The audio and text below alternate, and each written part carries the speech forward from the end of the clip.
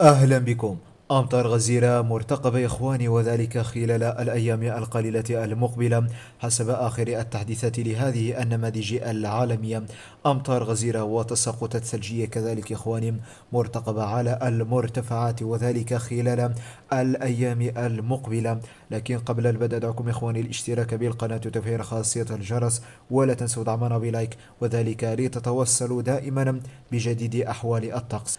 إذا إن شاء الله إخواني الولايات المعنية بالأمطار بحول الله، وذلك تقريبا إخواني بداية من الأسبوع تقريبا الجاري. نتحدث إن شاء الله تقريبا إخواني من نهاية هذا الأسبوع بحول الله نتوقع هطول أمطار غزيرة، وذلك على الولايات والمناطق التالية: جيجل بجاية تيزي وزو الجزائر العاصمة، كذلك طابلات بحول الله معنية بأمطار غزيرة، بالإضافة لتيزي وزو البويرة، كذلك إخواني الولايات والمناطق الغربية معنية بأمطار غزيرة: تيارت، بلول، سيدي بلعباس، وهران، مستغاني، مشلف، رأس الماء، كذلك بحول الله إخواني بلور كما قلنا القصدير، جنوب المشرية، بالإضافة لعين الصفراء، وكذلك آفلو البيض، سير إلى مرتفعات الجلفة وبوسعادة كذلك.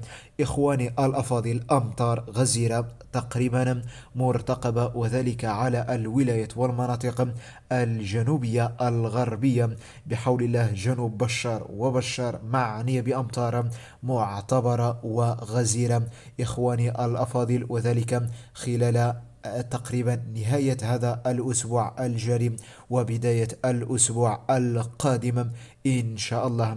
إخواني بالنسبة للثلوج، تقريبا ثلوج مرتقبة على المرتفعات الغربية ولربما حتى الشرقية، وذلك خلال هذا الأسبوع.